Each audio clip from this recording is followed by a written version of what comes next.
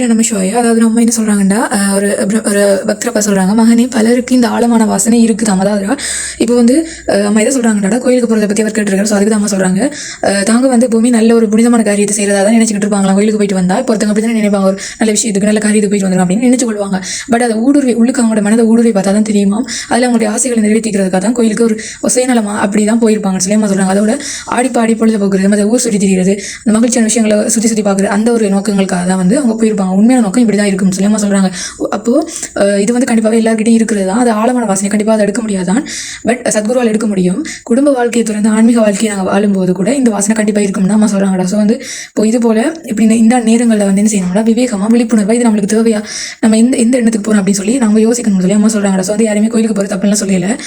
கோயிலுக்கு போகும்போது நம்மளுக்கு வந்து ஒரு ஆன்மீக முன்னேற்றம் கிடைக்குதா அப்படின்னு சொல்லி பார்க்கணும். இப்போ ஆன்மீக முன்னேற்றம்னா நம்மளுக்கு வந்து பக்குவம்னா இது எந்த சூழ்நிலையும் நம்மளால் ஏற்றுக்கிட்டு அதை ஹேண்டில் பண்ணி வாழ முடியுமா, அதான் பக்குவம். ஸோ எந்த சூழ்நிலை இறைவன் கொடுத்தாலும் அதை ஏற்றுக்கிட்டு நம்ம வாழ்கிறோமா, அதுதான் முக்கியம். இப்போ வந்து ஒரு இடத்துக்கு போகிறீங்க, பைக்லாம் போய்கிட்டு இருக்கீங்க. ஸோ பைக் பழுதானே நடந்து போக என்னால் முடியும், அதுதான் பக்குவம். ஸோ வந்து அந்த ஒரு பக்குவம் இருக்கணும், அதான் ஆன்மீக முன்னேற்றம். ஸோ அந்த கோயிலுக்கு போகிறீங்க, அதால் கோயிலுக்கு போவீங்க, போயிட்டு வந்ததுக்கப்புறம் நல்லா கும்பிட்டு வரீங்க. நான் போயிட்டு வந்ததுக்கப்புறம் இப்போ வந்து ஒருத்தங்களுக்கு உங்களால் வந்து உதவி செய்ய முடியல, இப்போ வந்து நீங்கள் அவங்க செய்கிற வேலைகள்லேயே வந்து வெறுப்பு கட்டி செய்கிறீங்க அப்படின்னு சொன்னால் அது ஆன்மீக முன்னேற்றம் கிடையாது இல்லையா. ஸோ அதால் தான் அப்படி சொல்கிறாங்க, கோயிலுக்கு போயிட்டு வந்தாலும் உங்களுக்கு ஆன்மீக முன்னேற்றம் இருக்கணும். அப்போ ஆன்மீக முன்னேற்றம்னா கோயிலுக்கு போயிட்டு வந்தாலும் வீட்டில் நிறைய வேலை இருந்தால் கூட நீங்கள் அதை வெறுப்பு இல்லாமல் அதை அன்பை செய்யணும். ஸோ அதை தான் பக்குவம். அடுத்தது வந்து ஆத்ம அனுபவ நிலையை அடைஞ்ச ஒரு சத்குருவை நீங்கள் பார்த்துட்டீங்க, அவங்க கிடைச்சிட்டாங்க அப்படின்னு சொன்னாடா மனதாலையும் உடலாலையும் ஊர் சுற்றுறதை நிறுத்த சொல்லி அம்மா சொல்கிறாங்க. அதோட அவங்க கூட தங்கிடுவானும், அதோட அவங்கள ஃபுல்லாக சரணடைஞ்சிடணும். அதாவது எல்லாமே அவங்களே பார்த்துப்பாங்க அப்படின்னு சரணடைஞ்சிடணும்.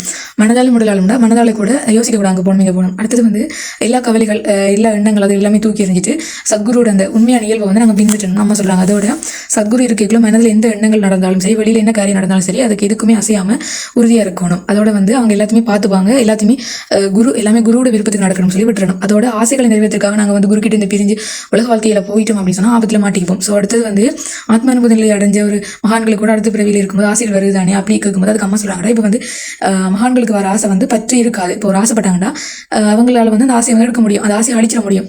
ஏன்னா அவங்களுடைய அனுமதி இல்லாமல் அவங்களுக்கு ஒரு ஆசை வராது மகான்களுக்கு. ஸோ அவங்க ஆசைப்படுறதெல்லாம் அப்படி வரும். ஆனால் சாதாரண மனுஷங்களுக்கு அப்படி இல்லை, அவங்களுக்கு வர ஆசைகள் எல்லாமே வந்து அடக்க முடியாது, அழிக்கவும் முடியாது. ஸோ வந்து அவங்க விருப்பத்துக்கு ஏற்ற மாதிரி ஆசைகள் அதிகரிச்சுக்கிட்டே போகும். ஸோ அதான் மகான்களுக்கும் மனுஷங்களுக்கும் வர ஆசையின் அந்த வித்தியாசம் அது தாண்டா பற்றி இருக்கும். மனுஷங்களுக்கு பற்றி இருக்கும் அந்த ஆசையில், ஆனால் மகான்களுக்கு பற்றி இருக்காது. அடுத்தது வந்து அம்மா சொல்கிறாங்க, நாங்கள் வந்து எப்படி பிடிக்காத சாப்பாடை மற்றவங்க சொல்லி கூட சாப்பிட முடியாது, அதே மாதிரி தான் ஆன்மீகத்தையும் யாருமேலையும் திணிக்க முடியாது, இயல்பாகவே எல்லாருக்குள்ளேயுமே அது வரணும் அப்படின்னு சொல்லி அம்மா சொல்லி முடிக்கிறாங்கடா. இதோட ஃபுல் வீடியோ அமிர்த புன்னகை அப்படிங்கிற யூடியூப் சேனல் பிளேலிஸ்ட்டில் இருக்குது, போய் பாருங்கடா. நம்ம ஷோயா வாழ்க வளமுடன்.